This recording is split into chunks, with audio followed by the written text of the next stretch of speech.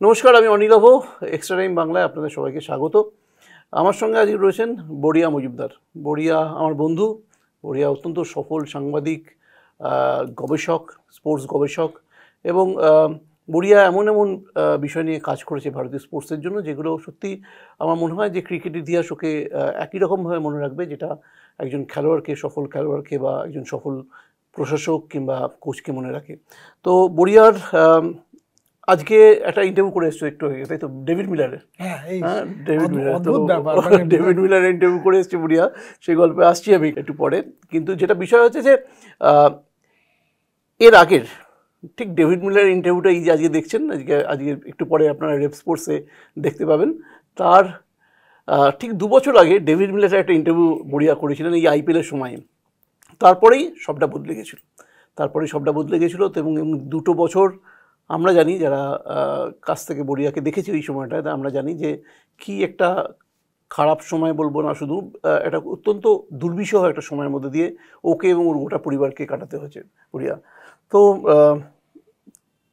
কি বলবো, আমি তো অনেকটাই জানি, পুরোটাই জানি, কিন্তু তোমার কামব্যাকটা নিয়ে বরং বলো। এই যে 2 বছর ধরে তুমি কি ভেবে গেছো, কেন হঠাৎ একটা বই এই বিষয়টাকে নিয়ে, সেটা নিয়ে বলো, তারপর আমরা আস্তে আস্তে ঢুকবো আলোচনা।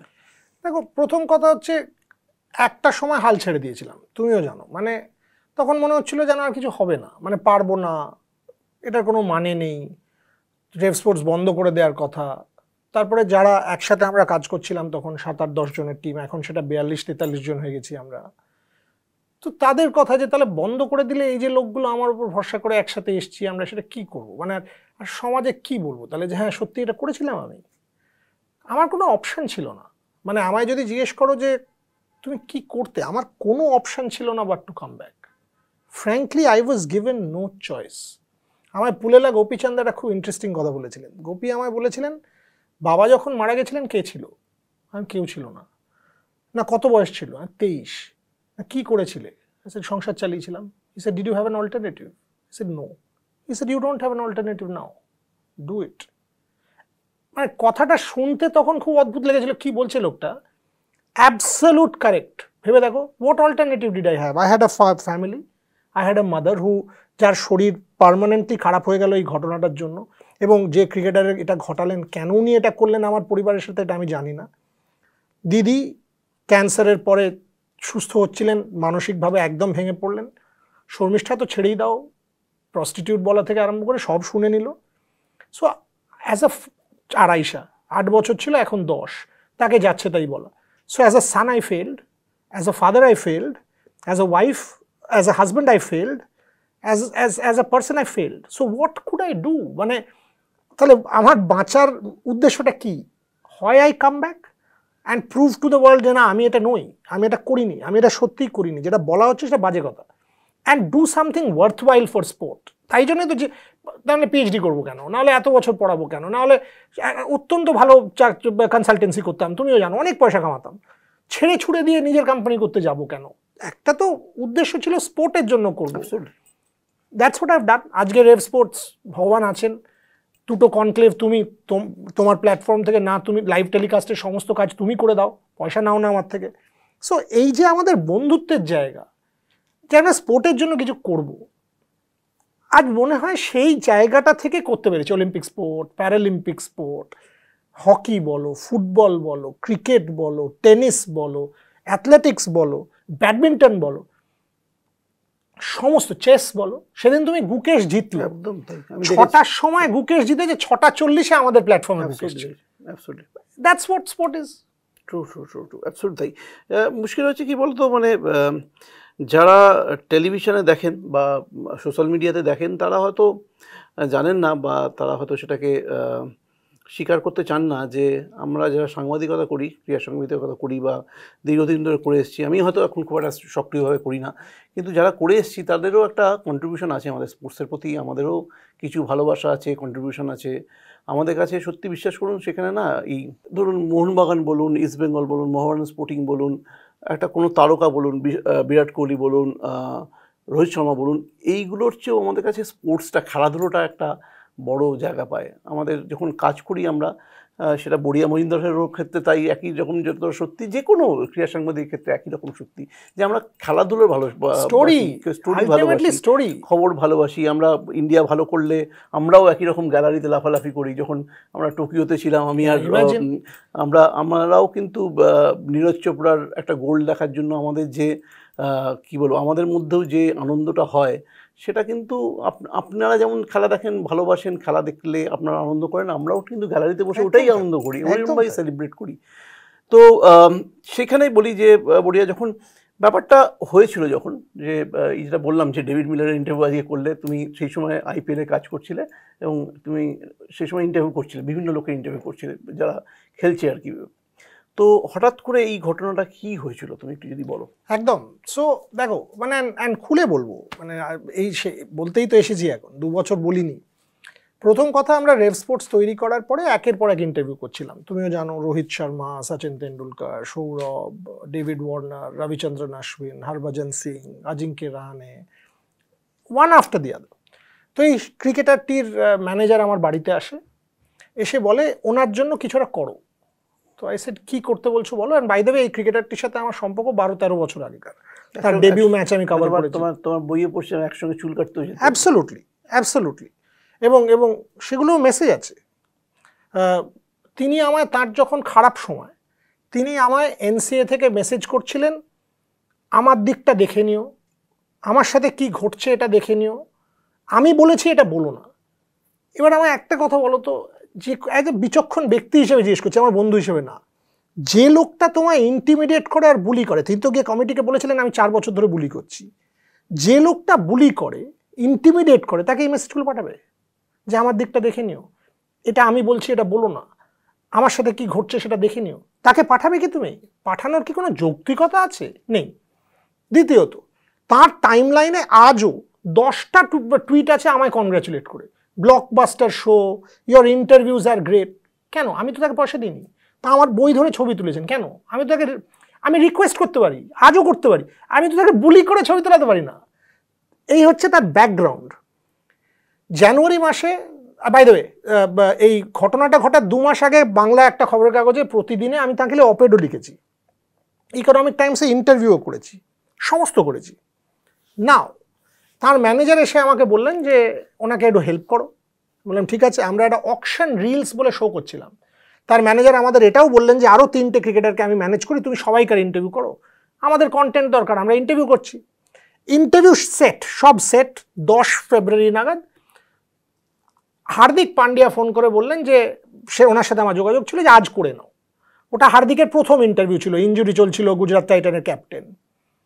ইন্টারভিউটা করলাম, তো ওনার ম্যানেজারকে বললাম দেখো আজকে করতে পারছি না, এই কারণ 13 তারিখে করে নেবো, যেই মুহূর্তে 12 তারিখে যেদিনকে অকশন, সেই যেই মুহূর্তে উনি বিক্রি হবেন করবো, বলে দাও, পুরো সাপোর্ট আছে ওনার সাথে।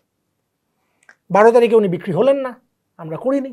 13 তারিখে উনি যেই মাত্র বিক্রি হলেন, দেবাশিস সেন আমাদের কলিগ মামা, দেবাশিসের ফোন থেকে দেবাশিস ওকে ফোন করলো, করে এটাই বলা হলো যে বড়িয়া তো তোমায় প্রমিস করে রেখেছে এই ইন্টারভিউটা আমরা করব, চলো এখন করে নিই। কারণ শ্রেয়াস আইয়ার 12 কোটি টাকায় বিক্রি হয়েছেন, ঈশান 15। আপনি নিউজ নন, আপনাকে আমরা নিউজ করতে চাই, এটাই আমাদের চান্স বাঙালি হয়ে বাঙালিকে সাপোর্ট করে দেওয়ার। উনি দেবাশিসকে বললেন ইন্টারভিউটা ফিজিক্যালি কালীঘাট মাঠে আগামীকাল করা হোক।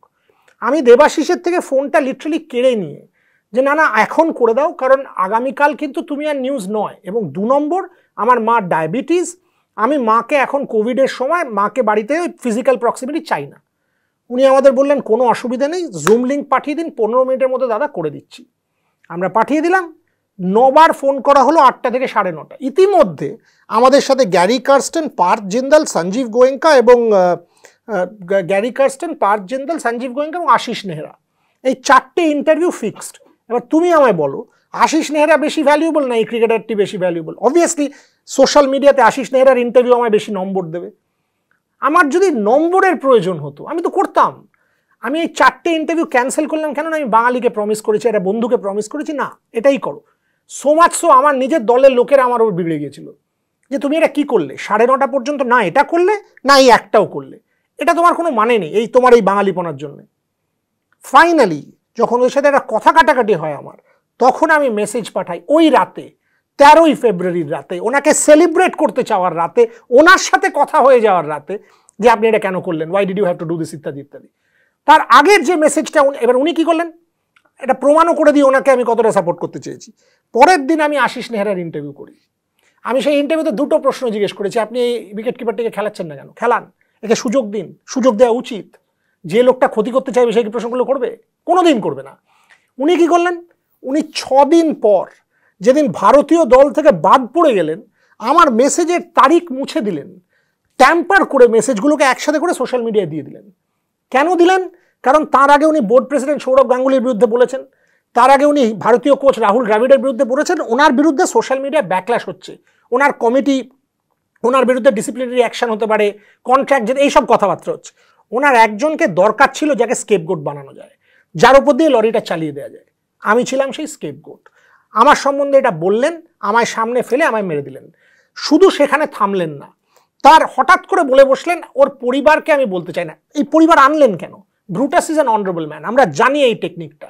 যেই মুহূর্তে উনি বললেন আমার পরিবার, পুরো সোশ্যাল মিডিয়া ট্রোল আমার মাকে, বাবাকে, বউকে, বাচ্চাকে অ্যাটাক করতে লাগলো। শর্মিষ্ঠার ছবির তলায় বা প্রস্টিটিউট, বাবার 23 বছর আগে মারা গেছেন তার ছবির তলায় বাস্টার্ড, মায়ের ছবির তলায় গালাগাল, বাচ্চার ছবির তলায় গালাগাল, এগুলো ওনার টাইম লাইনে। আমাকে একটা কথা বলো তো, একটা রেসপন্সিবল ক্রিকেটার একবার এসে বলবেন না ওনাকে এই পরিবারকে কেন অ্যাটাক করছেন, ছেড়ে দিন, ওকে অ্যাটাক করছেন করুন। একটা কথা বললেন না, একের পর এক ইন্টারভিউতে বলে গেলেন উনি সরি বলছেন। আরে সরি কি বলবো, তুমি তো দোষী, মিথ্যে তো তুমি বলছো, একের পর এক মিথ্যে বলছো, বলে কেসটা সাজাচ্ছ। ইট ওয়াজ ডার্টি টু দ্য কোর। নিজেকে বাঁচাবার জন্য, নিজের পাবলিক আউটবার্স ঢাকার জন্য অন্য একজনের টার্মিনাল ক্ষতি করে দিয়ে আমার মার হেলথ আর ঠিক হবে না, হবে না, আমি জানি সেটা, এবং আমি সারা জীবন এটা নিয়ে বাঁচবো। এটা উনি কেন করলেন? আপনার সাথে ওনার সম্পর্ক যদি থাকে, একটা ক্রস এক্সামিনেশনে বসান না। আমি চাই একবার উনি আমার সামনে বসুন, আমি 3টে প্রশ্ন করবো ওনাকে। এক, আমি কি আপনাকে 13ই ফেব্রুয়ারির রাত্রির পর কোনো দিন ফোন করেছি বা মেসেজ করেছি বা হোয়াটসঅ্যাপ করেছি? আমি লাই ডিটেক্টর টেস্ট নিতে রাজি, আমার মেয়ের দিব্যি দিয়ে বলছি। যদি না করে থাকি তাহলে প্রমাণ হয়ে গেল আমি আপনার ক্ষতি করতে চাইনি, সেলিব্রেট করতে চেয়েছি। 2, আপনি বলছেন আপনাকে হার্ম করার জন্য ইত্যাদি ইত্যাদি। আমি আপনাকে যে সেলিব্রেট করতে চাইছিলাম অকশনের রাতে, আপনি বিক্রি হওয়ার পর কি প্রশ্ন করতাম? সেলিব্রেট করতেই তো প্রশ্ন করতাম, ক্ষতি করার কোনোদিন চেষ্টা করিনি, তাহলে অতদিন 10টা ইন্টারভিউ করতাম না। 3, আপনি গিয়ে কমিটিকে বলে এলেন, মানে ক্ষতি করার তো কোনো কারণই নেই, কোনো আপনি গিয়ে কমিটিকে বলে এলেন তুমি আমার পরিবারকে কত বছর ছিল আমি জানি না, 40 বছর বোধ হয়, আমি যত 30 বছর ছিল। উনি গিয়ে কমিটিতে বলে এলেন ওনার পরিবার বাড়ি থেকে বেরোতে পারছে না, উনি 2টো গাড়ি করে এয়ারপোর্ট যাচ্ছেন আমার জন্য। মানে কি? ওনার বাচ্চা আমার বাচ্চা এক বয়স, আমি আর যাই হই আমি গুন্ডা না। মানে উনি কি বলতে চাইছেন? এবং এই কথাগুলো না আমি ওনাকে সামনে তাকিয়ে বলে দেবো আপনি মিথ্যে বলছেন। একবার বসাও না আমার সামনে। ঋদ্ধিমান, আমি নাম নিইনি, আমি নিচ্ছি ঋদ্ধিমান সাহা, উনি আমাদেরও খুব কাছের মানুষ এবং আমরা ডেফিনেটলি ওর এখনো শুভাকাঙ্ক্ষী। যদি ঋদ্ধিমান ফেস, আমিও শুভাকাঙ্ক্ষী। আমি ক্রিকেটারটির নাম নিইনি, কারণ আমি চাই না আমার পরিবারের সাথে যেটা ঘটেছে ওনার সাথে সেটা ঘটুক। আমি বইতে, তা আমার নাম নেওয়া হলে তো আমি নিতাম। বাই দ্য ওয়ে, আমি অ্যাঙ্গার বা ম্যালিস থেকে বই লিখিনি। আমি ওনার পরিবারের কোনো ক্ষতি হোক, একটা লোক ওনার পরিবারের দিকে তাকিয়ে বললে তাকে আমি আটকাবো গিয়ে।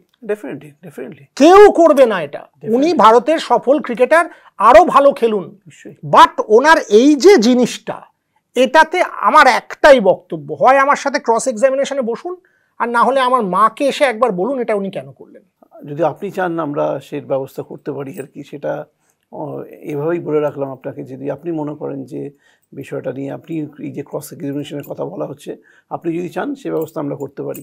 তো বড়িয়া, যেটা বলার যে এই বিষয়গুলো তুমি যেগুলো বলছো, তুমি সেগুলো বিসিসিআইকে বললে না কেন? একটা কথা ভালো করে ভাবো, আজকে যদি তোমার বিরুদ্ধে দৈনিক 1 লক্ষ টুইট, 1 লক্ষ ফেসবুক পোস্ট, 1 লক্ষ অন্য পোস্ট থাকে, তুমি কিন্তু ক্রিমিনাল। এটাই সোশ্যাল মিডিয়া ট্রায়াল। অনিলাভকে ভয়েস দেওয়া হবে না, তাকে আগে ক্রিমিনাল বলে দেওয়া হয়েছে, গিলটি টিল প্রুভেন ইনোসেন্ট, উল্টো দিকে নয়। আমরা চিরকাল শুনে এসেছি ইনোসেন্ট টিল প্রুভেন গিলটি, এখন আর তা না, তুই গিলটি। কোর্টের দরকার নেই, social media court, kangaroo court বলে দিয়েছে। কোর্ট কি করবে? বোর্ডের সামনে দেখা হচ্ছে একটা সেন্ট্রালি কন্ট্রাক্টেড ক্রিকেটার ভার্সেস একটা জার্নালিস্ট, সেই জার্নালিস্টের বিরুদ্ধে 1 মিলিয়ন টুইট আছে অফ অ্যাবিউজ।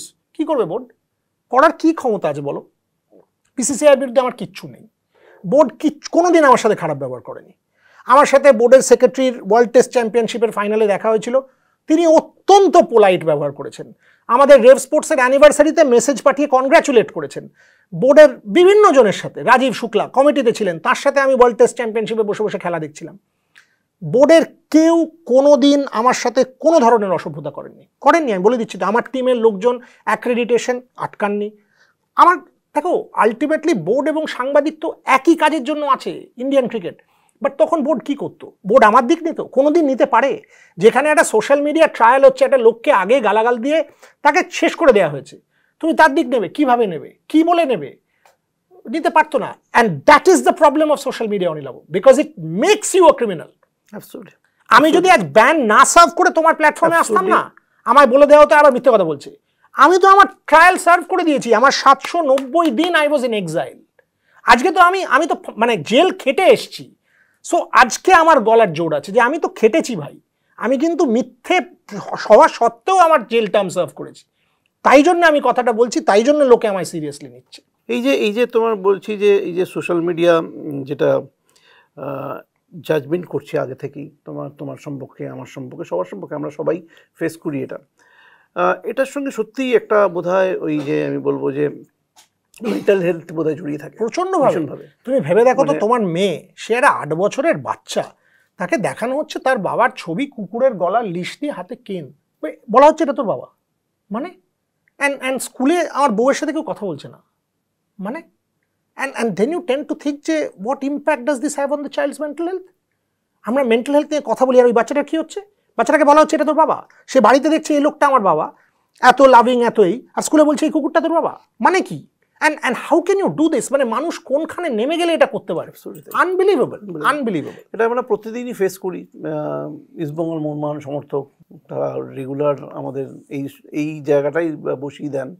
তো আপনাদের সবাইকে বলবো যে বিশ্বাস করুন যে একটু ভাববেন যে আমাদেরও পরিবার আছে, আমাদেরও বুড়িয়া মজুমদারের পরিবার আছে, অনিলবাবু চট্টোপাধ্যায় আছে, AKM সাইফুল্লাহ আছে, সবার রয়েছে, পরিবার রয়েছে, এবং এটা কিন্তু আমাদের আঘাত করে।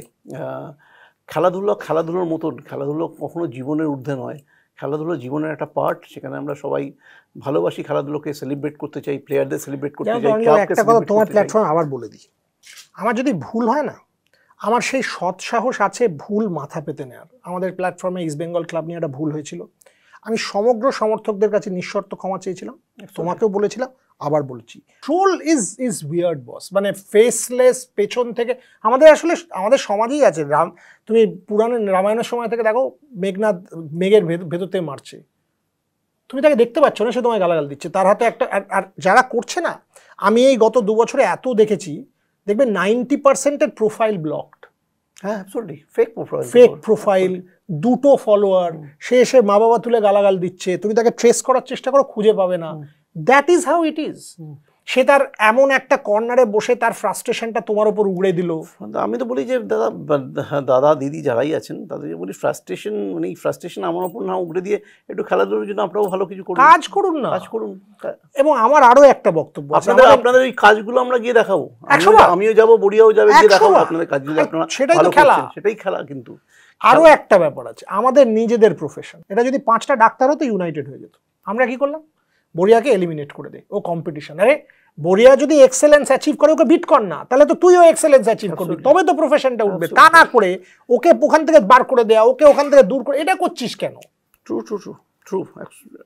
মানে আমি বলছি যে এই যে বিষয়টা চলছে, বোধহয় এটা বোধহয় খেলাধুলোর জন্য ভালো নয়। মানে ধরুন আমি বলতে পারি যে আমার হয়তো কিছু কন্ট্রিবিউশন আছে, যে মোহনবাগান ক্লাবের 11 সিনেমা থেকে আপনারা যে গানটা প্রত্যেক দিন স্টেডিয়ামে বাজান, আমাদের সূর্য বেরুন, সেই গানটা আমার তৈরি করা। তো তারপরেও আপনারা এই সবগুলো করেন, যাই হোক, সেটা ঠিক আছে। কিন্তু যেটা হয় কি বলুন তো, ইন্টারেস্টটা চলে যায় খেলাধুলোর সম্পর্কে, মোহনবাগান সম্পর্কে, ইস্টবেঙ্গল সম্পর্কে, কলকাতার ফুটবল, বাংলার ফুটবল সম্পর্কে ইন্টারেস্টটা চলে যায়। তো সেটা যদি আপনাদের মনে হয় কিছু যায় আসে না, আপনারা ঠিক আছে, আপনারা সেটাকে সেলিব্রেট করুন, আমাদের কোনো অসুবিধা নেই।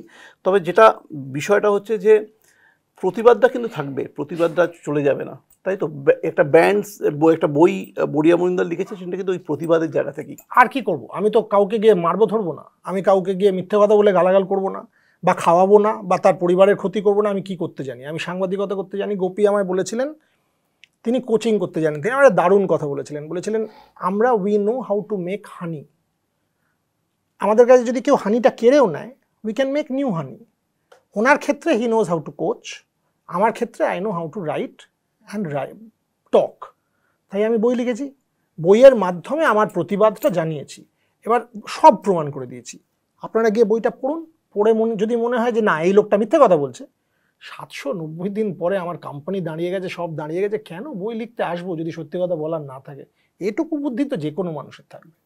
বলি এই যে একটা বলি যে এই মেন্টাল হেলথ নিয়ে যে কথাটা হচ্ছে, যে তোমার কি মনে হয় যে এই যে সোশ্যাল মিডিয়া তার সঙ্গে যে এই যে গোটা বিষয়টা ট্রলিং, সেখান থেকে মেন্টাল হেলথ, আমি জানি একজন বাংলার নামী একজন সাহিত্যিক, মহিলা সাহিত্যিক, তিনি কিছুদিন আগে এমন তাকে ট্রলিং করা হচ্ছিল, তিনি ফেসবুকে লিখেছিলেন যে আমি আত্মহত্যা করতে চাই। আমি তো করতে চেয়েছিলাম, ঠিক আছে, আমি করতে চেয়েছিলাম 2 মে, আমি করতে চাই, আমি বইতে লিখেছি।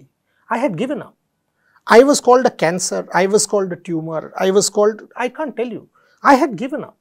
আমি 2nd May, I thought 2022, I thought I will take my own life. I didn't have the courage, আমার সাহস হয়নি। আমার মেয়ে পাশে শুয়েছিল, আমি তাহলে যদি আমি করি তাহলে কি হবে, তাহলে আয়শা কিভাবে বাঁচবে, তাহলে তো she will live in disgrace, বলে আমার সাহস হয়নি। থ্যাংক গড হয়নি, কারণ ওই মোমেন্টারি ভুলে যদি আমি করে বসতাম তাহলে আয়শা সারা জীবন এটা নিয়ে থাকতো যে তাহলে ওর বাবা হয়তো সত্যিই করেছে এটা।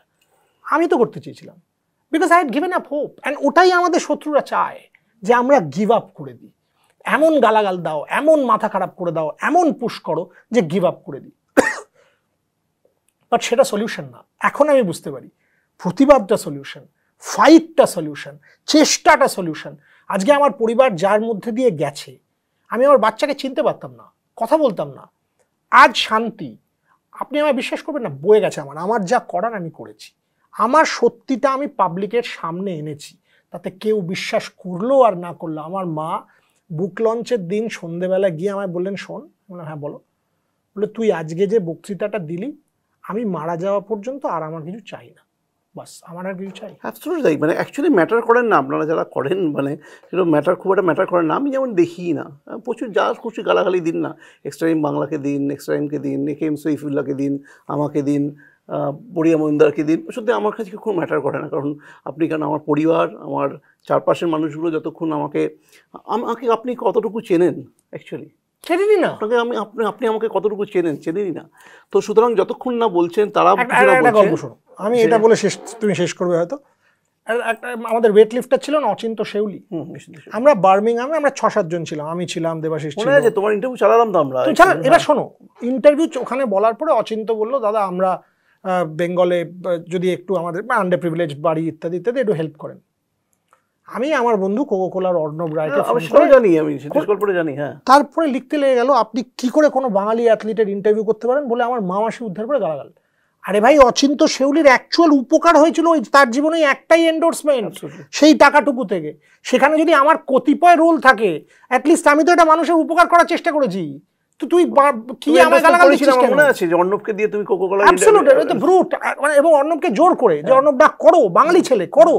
আরে সেটা দেখ না, মানুষের তুই না অন্য কিছু করতে পারিস, গালাগাল দিস না। অ্যাবসলিউটলি তাই বললাম তো। আপনি যারা মোহনবাগান সাপোর্টাররা গালাগাল করেন, ইস্টবেঙ্গল সাপোর্টাররা গালা করেন, আপনারা জানেন না, ওই যে গানটা শুনতে স্টেডিয়ামে পৌঁছান, সেই গানটা আমার তৈরি করা, অরিজিৎ সিংকে দেখানো, যে গানটা দিয়ে ইস্টবেঙ্গল সাপোর্টার এইসব এখন ইস্টবেঙ্গলের মাছের রাজ ইলিশ বলুন বা এই শতবর্ষের গানটা, সেই গানগুলোর পেছনে আমি আছি।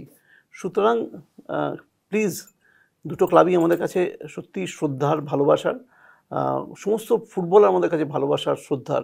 আমরা তাদেরকে সেলিব্রেট করতে চাই, তাদেরকে আমরা নিচে আনতে চাই না। হ্যাঁ, সমালোচনা যেখানে দরকার সেখানে করব, রুখতে পারবেন না, তাই তো? আমার আবার বক্তব্য এটাই, এত তো মিথ্যে কথা 2 বছর বললেন, এত গালাগাল, এত অসম্মান, এত ল্যাক অফ ক্রেডিবিলিটি, এত কিছু হলো।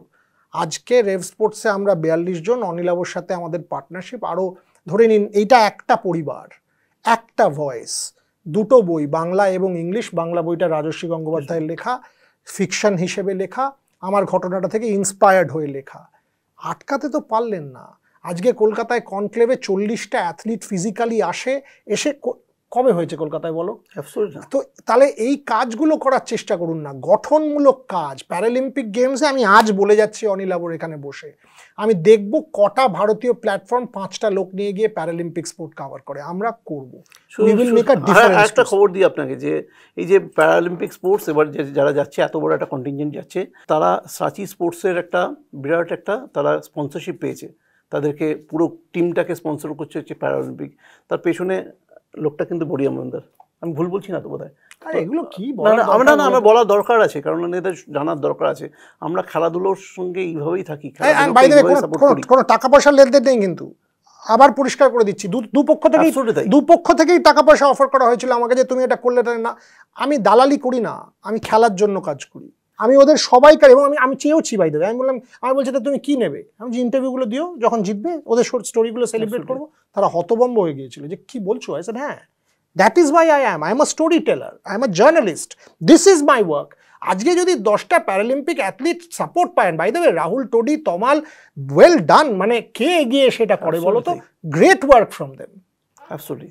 যাই হোক, এটাই শেষ করছি। মানে বড়িয়ার সঙ্গে মানে এই যে বড়িয়ার যে 2 বছরের ক্ষোভ, আমাদের হয়তো 20 বছরের ধরে, 20 বছর বলবো না, হয়তো আরও 15 বছর ধরে একই ফেস করছি আমরা। যে দেখুন, যখন ইস্টবেঙ্গলের গান বানিয়েছি, যখন বিভিন্ন পাড়ায় পাড়ায় গিয়ে ইস্টবেঙ্গলের গান বাজিয়েছে, তখন আপনারা কিন্তু ওই গানে সেলিব্রেট করেছেন। মোহনবাগানের সিনেমা দেখতে 11 যখন করেছি, খালি পায়ে মোহনবাগানের যে লড়াই, সেটা দেখতে আপনারা গিয়ে সেলিব্রেট করেছেন। সুতরাং আমাদের কিন্তু কন্ট্রিবিউশন আছে। আমরা যারা স্পোর্টস করি, স্পোর্টসের সব জার্নালিস্ট, আমি বড়িয়া বলে বলছি না, যারা রাত জেগে জেগে ধরুন আইপিএলে একটা ম্যাচ করে যখন ফেরে, সমস্ত রিপোর্ট যখন করে শেষ করে যখন ফেরে, সেই লোকটার জন্য একটা গাড়ি দাঁড়িয়ে থাকে না। প্রত্যেকটা হাউস কিন্তু এতটা তারা, আমি বলবো যে এরকম সুযোগ সুবিধা দিতে পারে না। বহু ছোট ছোট হাউসও আছে যারা রিপোর্টারগুলো বাড়ি ফিরবে কী করে তার জানে না। তো সেরকম জায়গা থেকে আমাদেরও স্পোর্টসে কিন্তু প্রচুর কন্ট্রিবিউশন থাকে যারা ক্রীড়া সাংবাদিক তাদের। তো আশা করি যে আমাদের মেন্টাল হেলথটাও যাতে ভালো থাকে, সেটার কথা আপনারা ভাববেন। থ্যাংক ইউ সো মাচ বড়িয়া। Thank you so much as always. Thank you. Extra time.